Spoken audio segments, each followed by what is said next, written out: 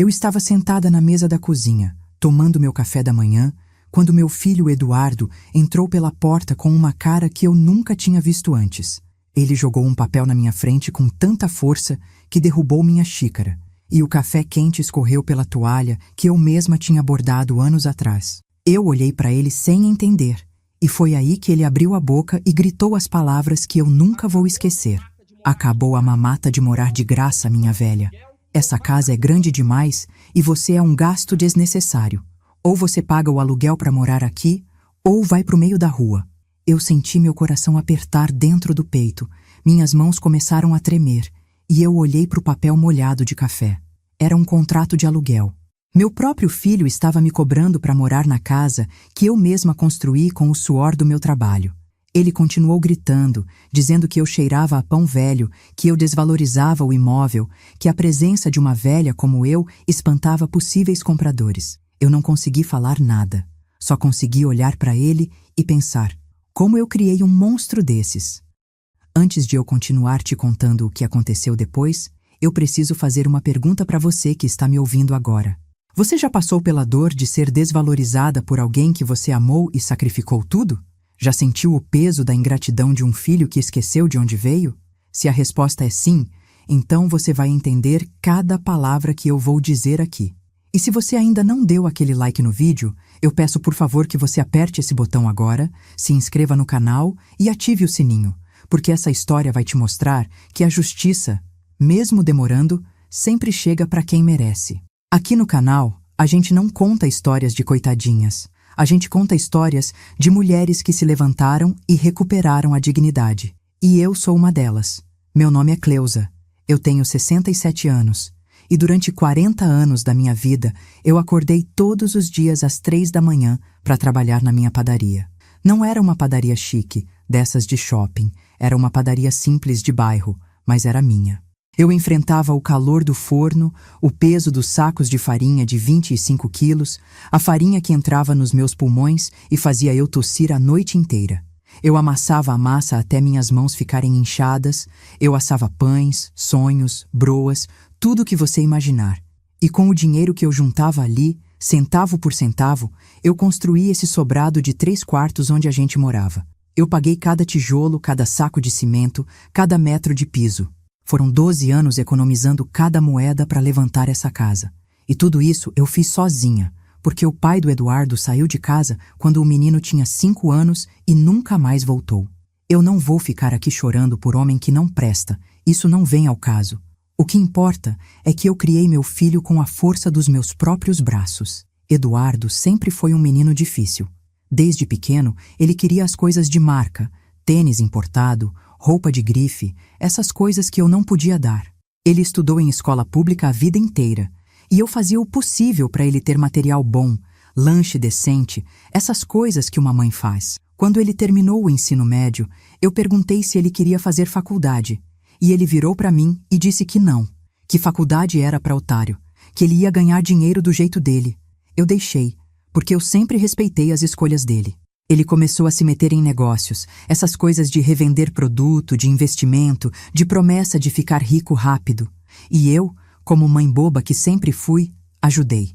Eu tirei dinheiro da poupança que eu guardava debaixo do colchão, 15 mil reais que eu juntei durante anos, e dei para ele investir num negócio que ele jurou que ia dar certo. Eu nunca mais vi esse dinheiro. Depois disso, ele veio mais 2 vezes pedindo emprestado. Eu dei mais 8 mil numa vez e 6 mil noutra. Eu achei que estava ajudando meu filho a crescer na vida. Eu não sabia que estava criando um parasita. Os anos foram passando e Eduardo continuou morando comigo naquele sobrado que eu construí. Ele nunca ofereceu R$1 para ajudar nas contas. Nunca comprou 1 quilo de arroz. Nunca pagou a conta de luz. Ele dizia que estava construindo o patrimônio dele, que estava investindo no futuro.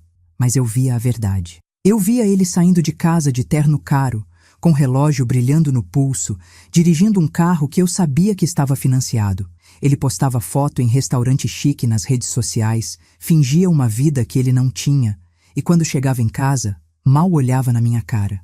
Eu continuava acordando às 3 da manhã para trabalhar na padaria, e ele acordava meio-dia, reclamando que o café que eu deixava pronto estava frio. A primeira vez que eu senti que algo estava muito errado foi numa terça-feira de manhã. Eu estava na padaria, atendendo os clientes da madrugada, aquele pessoal que trabalha cedo e passa para comprar pão quentinho, quando o meu celular tocou. Era um número estranho.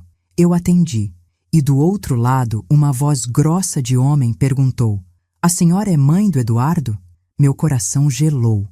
Eu pensei que tinha acontecido um acidente, que meu filho estava no hospital, essas coisas que mãe pensa.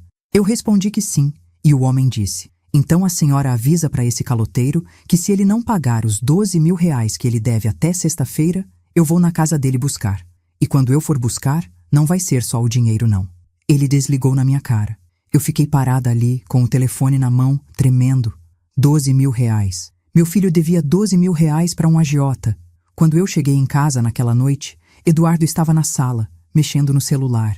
Eu sentei na poltrona na frente dele e perguntei, com a voz mais calma que eu consegui: "Eduardo, você deve dinheiro para alguém?"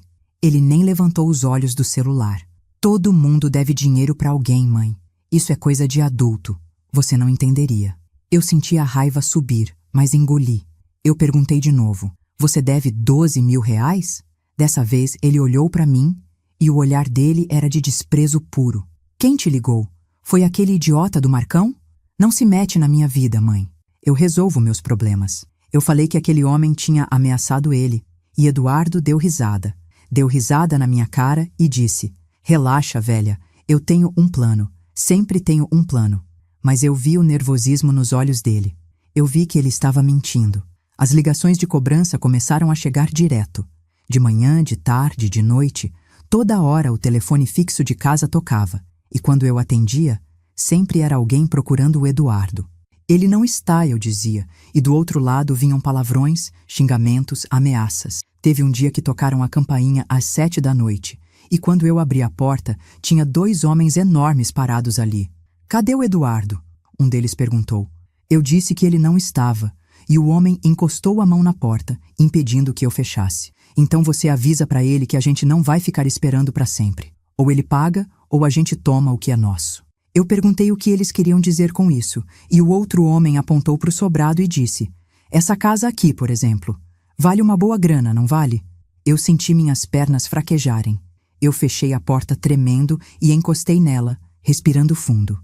Meu filho estava tão afundado em dívidas que agiotas estavam de olho na minha casa. Eu tentei conversar com Eduardo de novo, mas ele não me ouvia. Ele ficava trancado no quarto dele a maior parte do dia. Saía de madrugada, voltava de madrugada. Quando a gente se cruzava na cozinha, ele mal falava comigo. E foi aí que começou a mudança de verdade. Começou devagar, com pequenas crueldades. Ele parou de comer a comida que eu fazia. Dizia que comida de pobre dava azia nele. Ele trazia marmita de restaurante caro e comia sozinho no quarto. Quando eu reclamava do desperdício, porque eu tinha feito comida para ele, ele retrucava: "Ninguém mandou você fazer. Eu não pedi."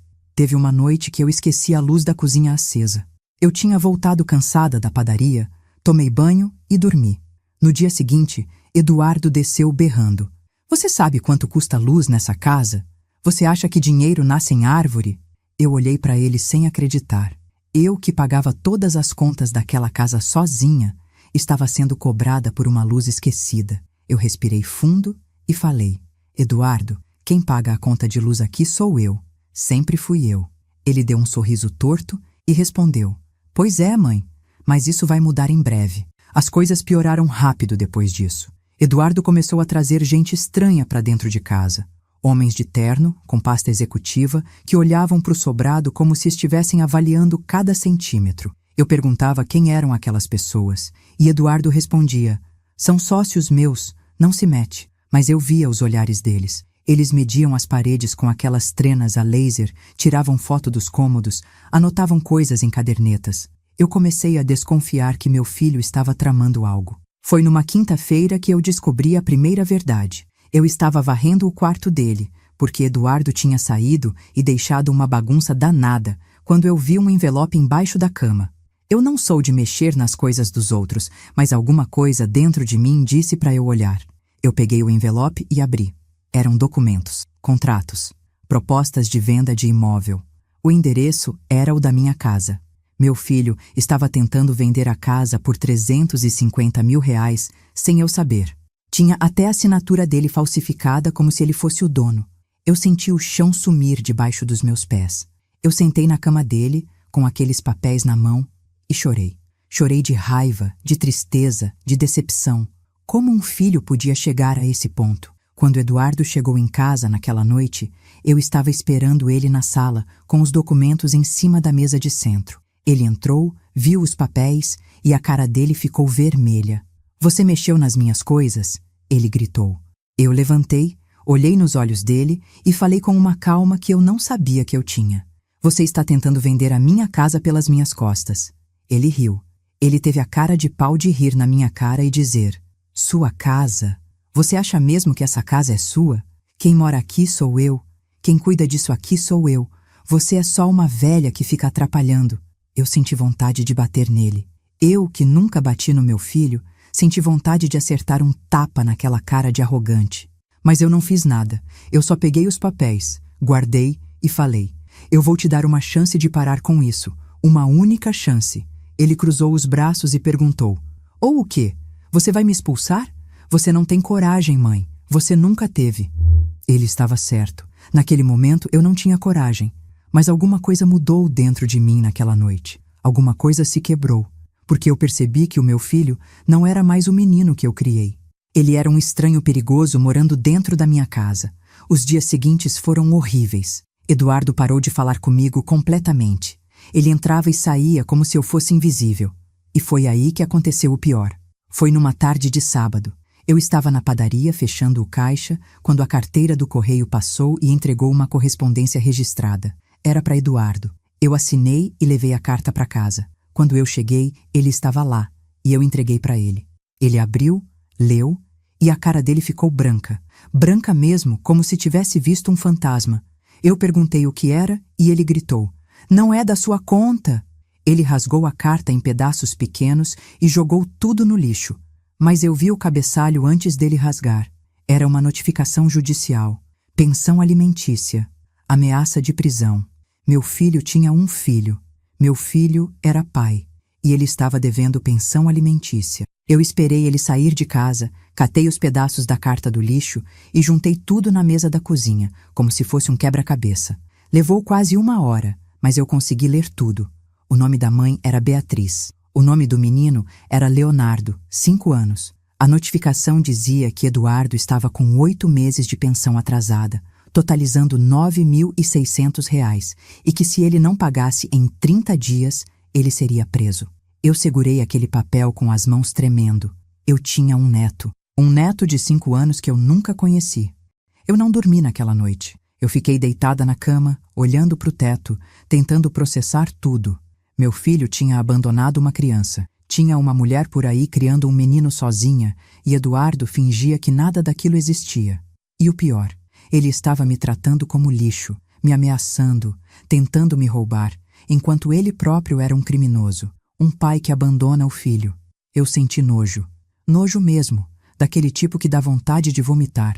No dia seguinte, eu tomei uma decisão. Eu ia descobrir quem era essa Beatriz e onde ela morava. Eu tinha direito de conhecer meu neto. Eu peguei o celular, entrei num grupo de mães do bairro no WhatsApp e perguntei se alguém conhecia uma moça chamada Beatriz, que trabalhava como manicure e tinha um filho pequeno. Em menos de 10 minutos, 3 mulheres responderam: "Conheço sim, Cleusa. Ela trabalha no salão da Rua das Flores. Moça batalhadeira, coitada, cria o menino sozinha." Meu coração apertou. Eu agradeci. Fechei a padaria mais cedo naquele dia e fui até o salão. Quando eu cheguei lá, tinha uma moça nova, de uns 28 anos, atendendo uma cliente. Cabelo preso num coque, unha feita simples, roupa limpa, mas desgastada. Eu perguntei se ela era a Beatriz, e ela levantou os olhos para mim com um olhar cansado. "Sou eu. A senhora quer marcar horário?"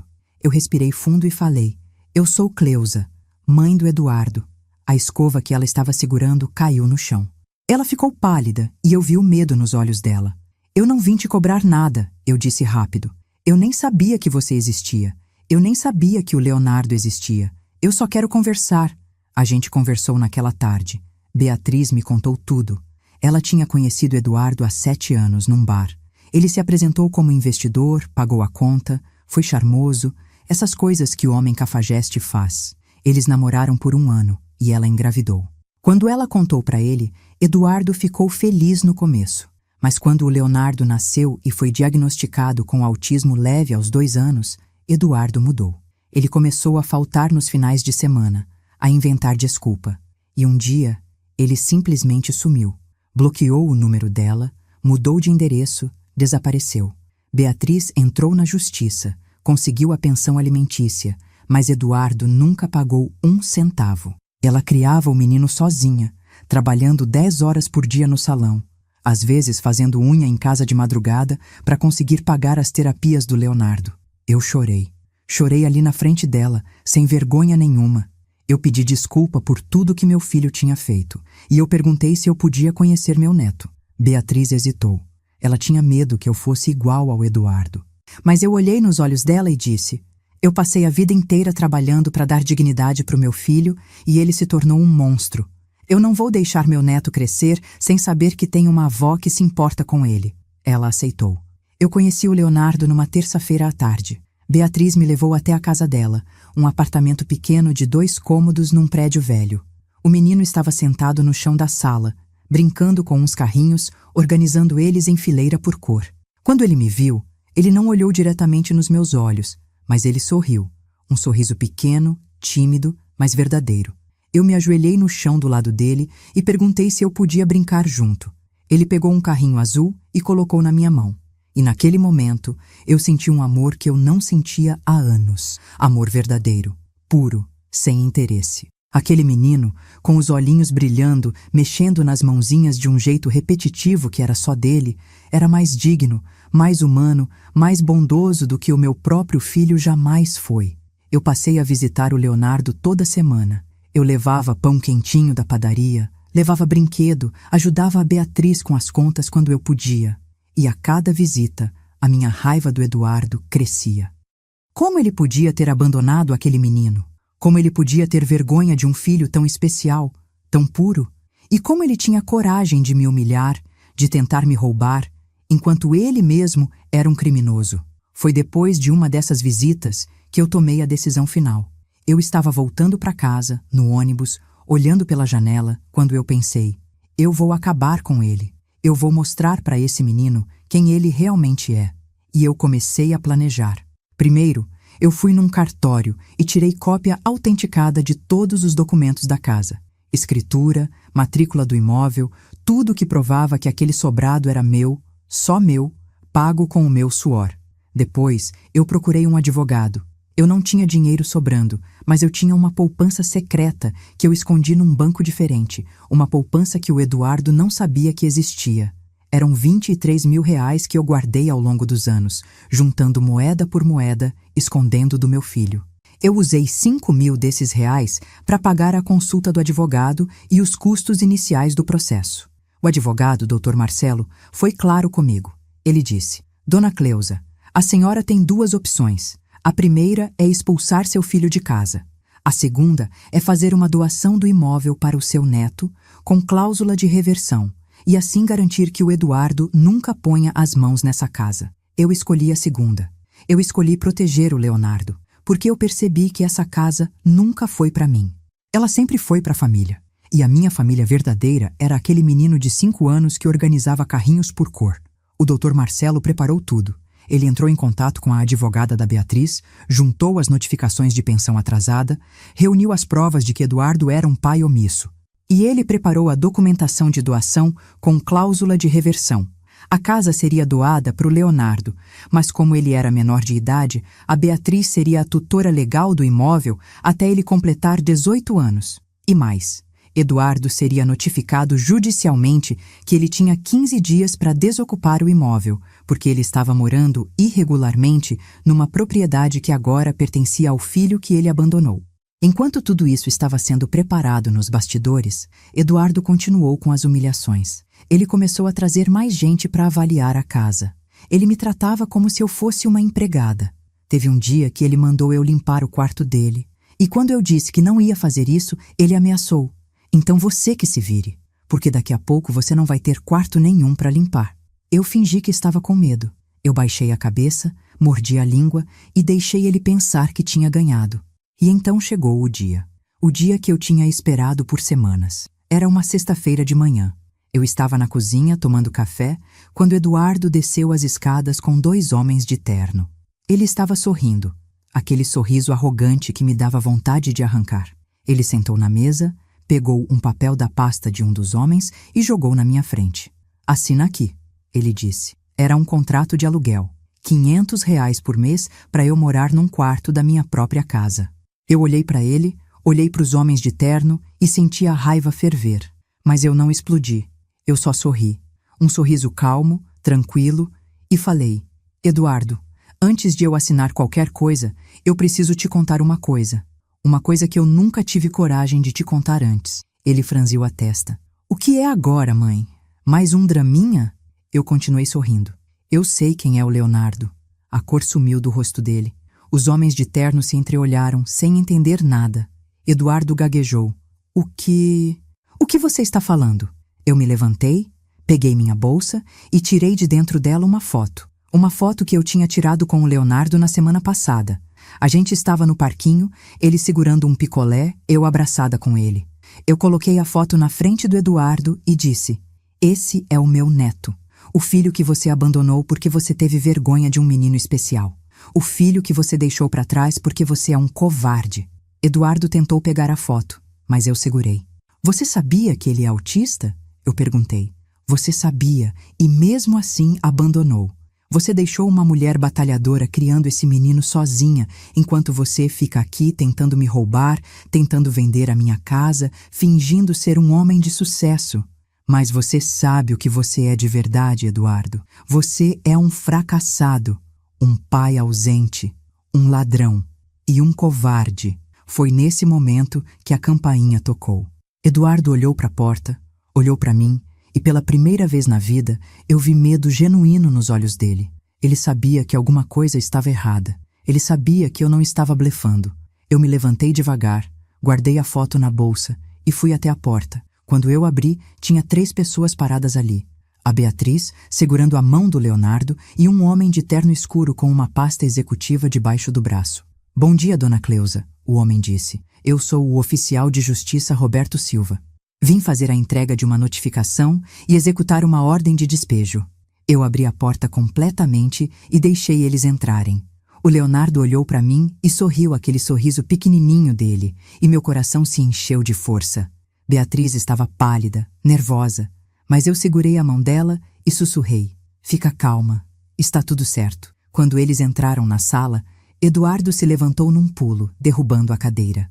A cara dele estava vermelha, as veias do pescoço saltadas. "O que é isso? O que você está fazendo, mãe?" Ele olhou para Beatriz e praticamente cuspiu as palavras. "O que você está fazendo aqui? Quem mandou você vir na casa da minha mãe?"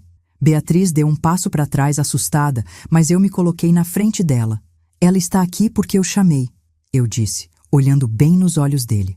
"Ela está aqui porque essa casa não é mais minha, e com certeza não é sua." O oficial de justiça abriu a pasta dele e tirou um documento. Ele leu em voz alta, naquele tom formal de quem já fez isso 1000 vezes. "Eduardo Henrique da Silva, por meio desta notificação, fica cientificado de que o imóvel situado na Rua das Acácias, número 243, foi legalmente doado ao menor Leonardo Augusto da Silva, de 5 anos de idade, filho do notificado com a senhora Beatriz Oliveira da Silva, conforme a escritura pública de doação registrada em cartório no dia 22 de outubro. O senhor tem o prazo de 15 dias para desocupar o imóvel, sob pena de remoção forçada." O silêncio que caiu na sala foi ensurdecedor. Os 2 homens de terno que estavam com Eduardo se levantaram desconfortáveis, pegaram as pastas deles e saíram sem dizer uma palavra. Eles não queriam se meter naquilo. Eduardo ficou parado, boca aberta, olhando para o oficial de justiça como se ele estivesse falando em outra língua. Isso é mentira", ele gaguejou. "Essa casa é da minha mãe. Ela não pode ter doado. Ela não pode..." Eu tirei da minha bolsa a cópia da escritura de doação e joguei em cima da mesa, na frente dele. "Eu posso sim, e eu fiz. Essa casa agora pertence ao Leonardo, ao filho que você abandonou. ao neto que eu conheci e amo mais do que eu jamais imaginei que poderia amar alguém de novo. Eduardo pegou o documento com as mãos tremendo. Ele leu uma vez, 2 vezes, 3 vezes, como se esperasse que as palavras mudassem. Ele olhou para mim com um ódio que eu nunca tinha visto. Você está louca! Você enlouqueceu, sua velha! Eu vou na justiça, eu vou derrubar isso, eu vou... O oficial de justiça interrompeu ele. O senhor pode tentar contestar, mas devo avisá-lo de que a doação foi feita em perfeita legalidade. Dona Cleusa estava em pleno domínio de suas faculdades mentais. Passou por avaliação psicológica, conforme exigido em casos de doação a descendentes, e a doação foi aceita pela tutora legal do menor, a senhora Beatriz. Além disso, ele tirou outro documento da pasta. O senhor está sendo notificado também de uma ação de execução de alimentos. O senhor deve a quantia de R$ 9.600 referente a 8 meses de pensão alimentícia atrasada. O senhor tem 15 dias para quitar o débito ou será decretada sua prisão civil. Eduardo cambaleou. Ele literalmente cambaleou para trás e sentou na cadeira, a cabeça entre as mãos. Não, isso não pode estar acontecendo. Eu me aproximei dele, me abaixei até ficar na altura do rosto dele e falei bem baixinho, só para ele ouvir. Você tentou me humilhar. Você tentou me expulsar da minha própria casa. Você me chamou de velha inútil. Disse que eu cheirava a pão velho, que eu era um estorvo. Mas você esqueceu de uma coisa, Eduardo. Você esqueceu que eu sou a mulher que te criou. Eu sei exatamente quem você é. Eu sei de todas as suas mentiras, de todas as suas dívidas, de todos os seus fracassos. E eu sei do seu pior segredo. Você abandonou seu próprio filho porque você teve vergonha dele. Eduardo levantou a cabeça e eu vi lágrimas nos olhos dele, mas não eram lágrimas de arrependimento. Eram lágrimas de raiva, de desespero, de perceber que ele tinha perdido tudo. Eu não tive vergonha dele, ele sussurrou. Eu não queria aquela vida. Eu não queria ser pai de uma criança especial. Eu não estava preparado. Eu senti nojo. Nojo físico. Aquele nojo que dá ânsia. Eu me afastei dele e falei alto, para todo mundo ouvir. Você não estava preparado para ser pai, mas estava preparado para tentar me roubar. Estava preparado para me humilhar.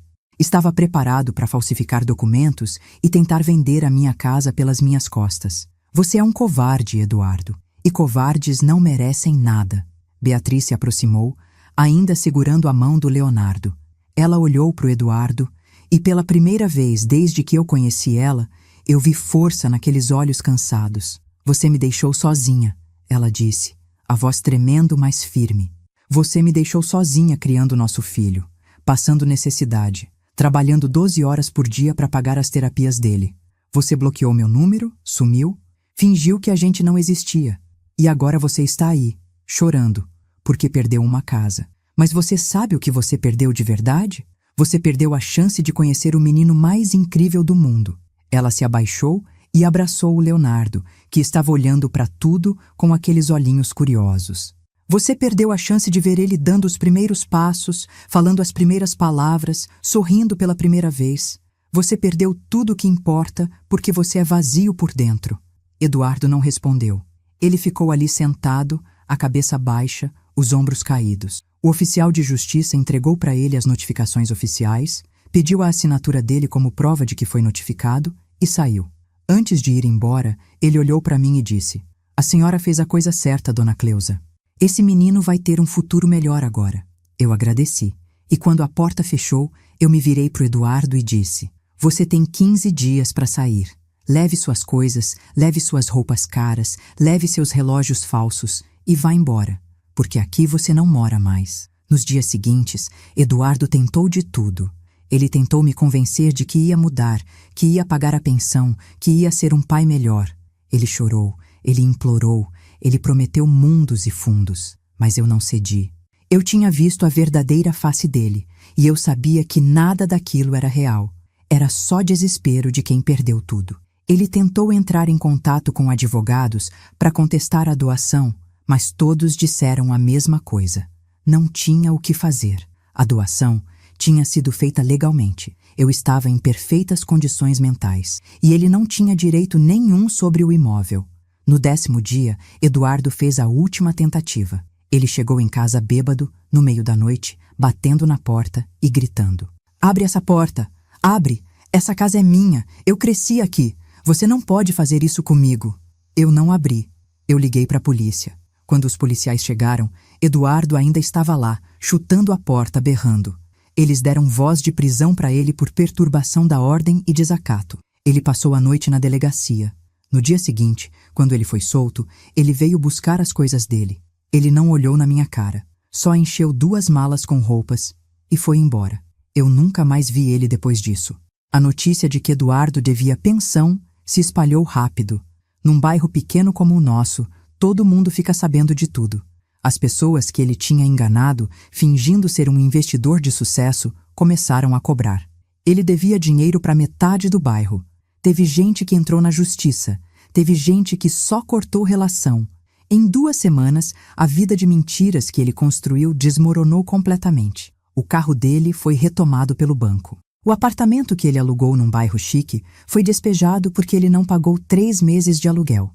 Ele teve que ir morar num quarto de pensão na periferia, dividindo banheiro com mais 5 pessoas. E quanto à pensão alimentícia, ele não pagou. Ele simplesmente não tinha como pagar. No 16º dia depois da notificação, a justiça decretou a prisão civil dele. Eu estava em casa quando a Beatriz me ligou chorando. Dona Cleusa, eles prenderam ele. A polícia acabou de prender o Eduardo. Eu perguntei se ela estava bem, se o Leonardo estava bem, e ela disse que sim.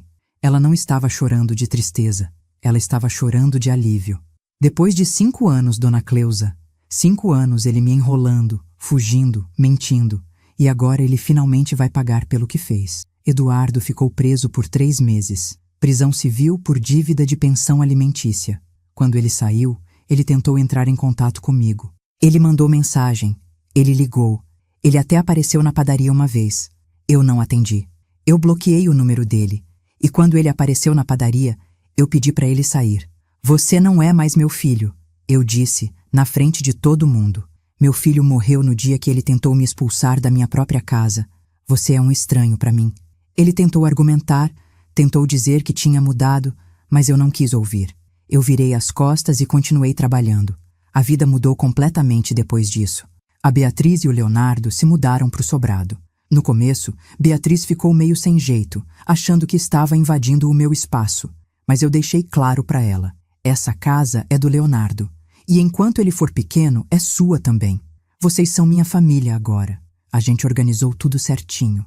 Beatriz ficou com o quarto grande do 2º andar, o Leonardo ficou com o quarto do meio e eu fiquei com o meu quarto de sempre, no térreo. A gente dividia as despesas da casa, cada uma pagando o que podia.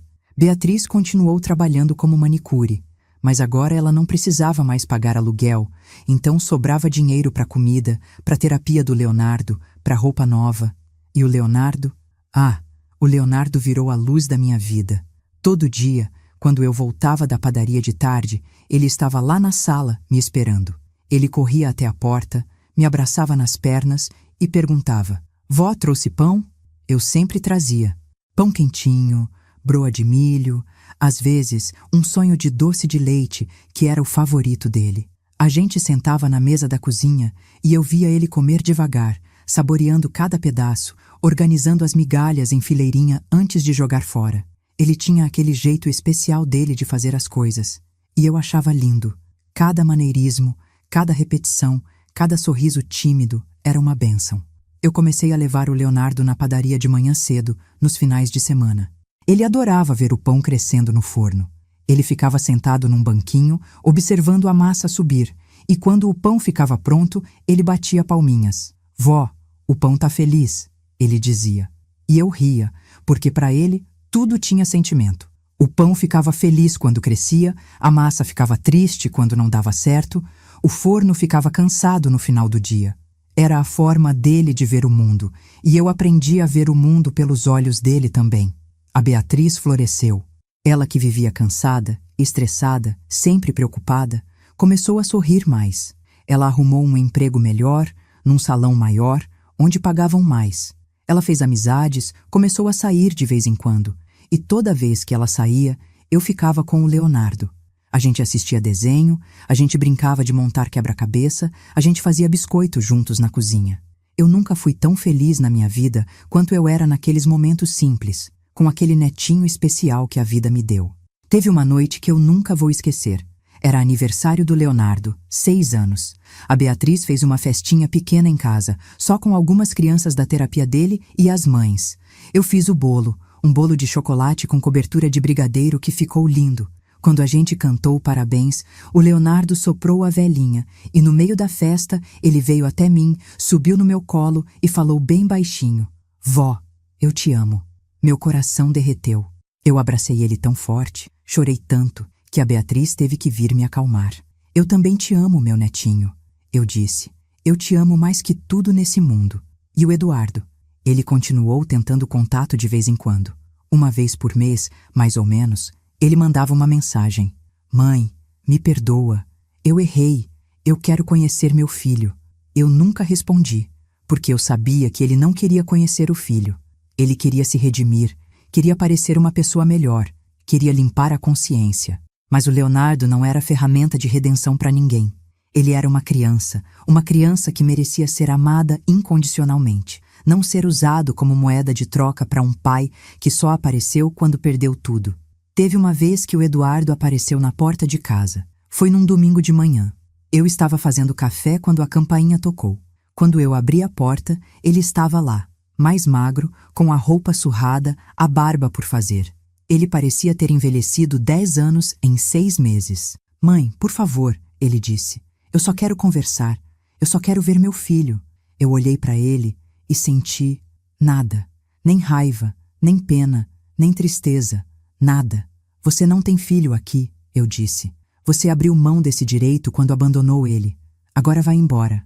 Ele tentou empurrar a porta, mas eu segurei firme. "Eu vou chamar a polícia se você não sair agora." Ele recuou, os olhos cheios de lágrima. "Você não pode me impedir de ver meu filho. Eu tenho direitos." Eu dei risada. Uma risada seca, sem humor. "Você tem direito? Você que deve 9 meses de pensão? Você que foi preso por abandono? Você acha mesmo que tem algum direito? Vai embora, Eduardo. E não volta mais." Ele ficou ali parado por alguns segundos, e então virou as costas e foi embora. Eu fechei a porta e encostei nela, respirando fundo.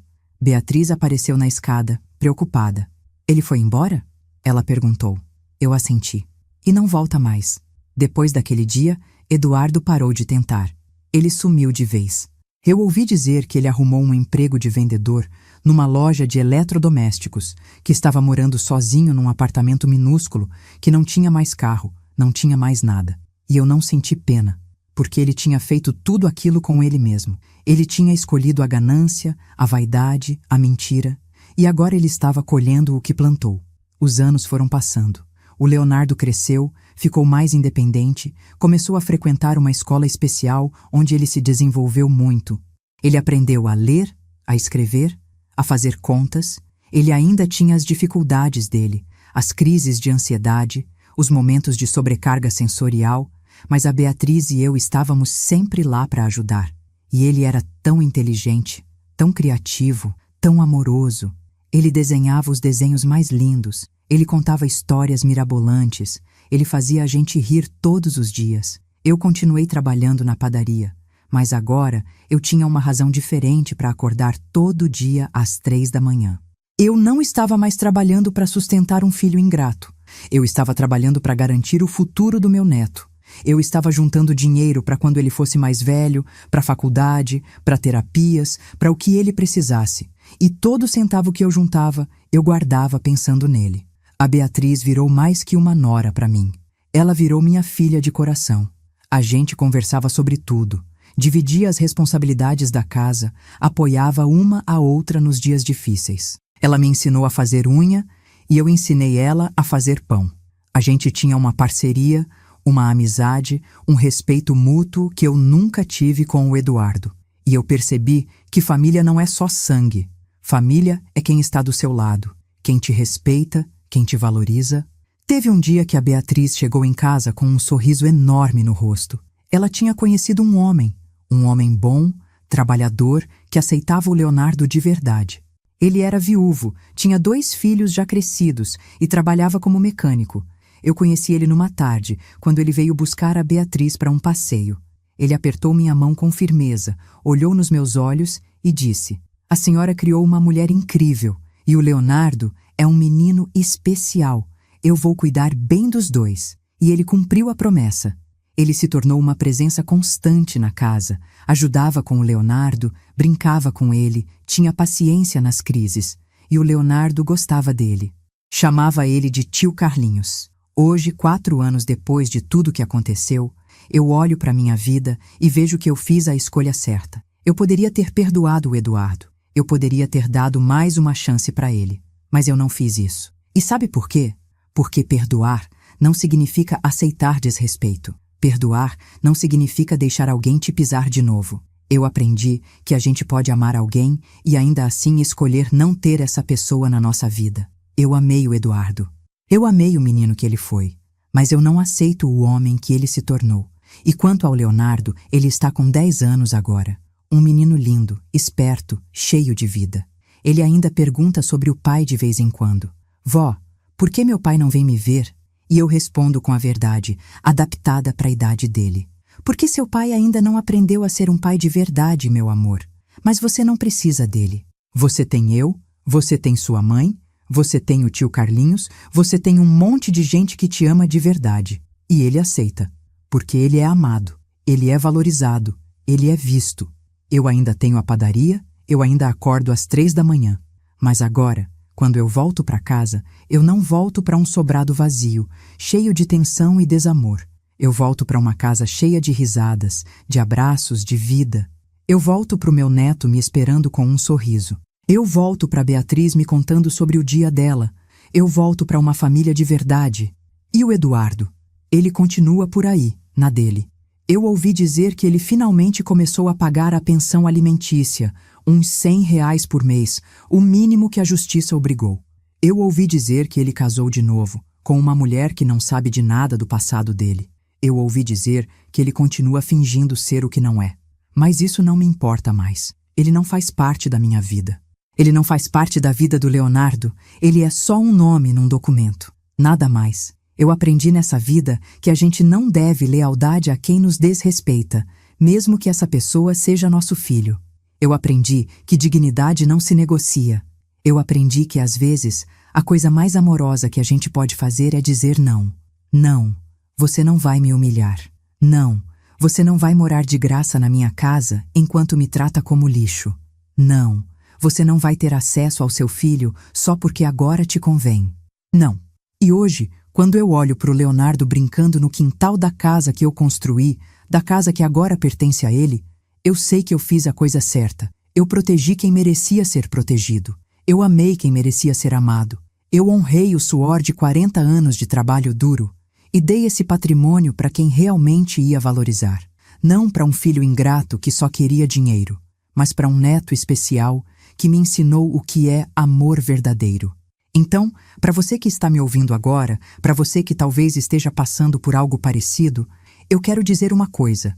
Você não é obrigada a aceitar desrespeito só porque vem de família. Você não é obrigada a perdoar quem te machucou só porque é seu filho, seu marido, seu irmão. Você tem o direito de impor limites. Você tem o direito de dizer não. Você tem o direito de proteger sua paz, sua dignidade, seu patrimônio, e não deixa ninguém te fazer sentir culpa por isso. Eu passei 40 anos da minha vida acordando às 3 da manhã, queimando as mãos no forno, respirando farinha, para construir uma vida digna. E quando meu filho tentou me tirar isso, eu não abaixei a cabeça. Eu lutei. Eu usei a lei a meu favor. Eu protegi o que era meu. E hoje eu durmo em paz, porque eu sei que eu fiz o certo. E se você está aí, ouvindo essa história, e se identificou com alguma parte dela, deixa aqui nos comentários de qual cidade e estado você é. Deixa aqui o seu like, se inscreve no canal, ativa o sininho, porque aqui a gente não conta a história de vítima. A gente conta a história de mulher que se levantou, que recuperou a dignidade, que não aceitou migalha. E se a minha história te inspirou de alguma forma, compartilha com alguém que precisa ouvir isso, porque no final das contas, a maior lição que eu aprendi é essa. Não importa quantos anos você passou construindo, não importa quanto você deu, não importa quanto você amou. Se a pessoa não te valoriza, se a pessoa te desrespeita, se a pessoa só quer te usar, você tem todo o direito de virar as costas e seguir em frente. E quando você faz isso, quando você escolhe a sua dignidade, é aí que a vida te recompensa. É aí que você encontra a família de verdade. É aí que você descobre que você sempre foi mais forte do que imaginava. Meu filho tentou me cobrar aluguel na casa que eu construí. Ele gritou que eu ia para a rua. Mas ele esqueceu de um detalhe. Ele esqueceu que mães também têm limites. E quando a gente atinge esse limite, quando a gente finalmente abre os olhos e vê quem realmente merece o nosso amor, não tem volta. Eu escolhi meu neto. Eu escolhi a Beatriz. Eu escolhi a dignidade. E eu nunca me arrependi. Essa é a minha história. E se ela tocou o seu coração de alguma forma, não esquece de deixar o seu like, de se inscrever, de ativar o sininho. Porque histórias como essa precisam ser contadas. Mulheres como a gente precisam ser ouvidas. E juntas, a gente prova que não importa a idade, não importa quantas vezes a gente caiu, a gente sempre pode se levantar e recomeçar, com dignidade, com força e com a cabeça erguida.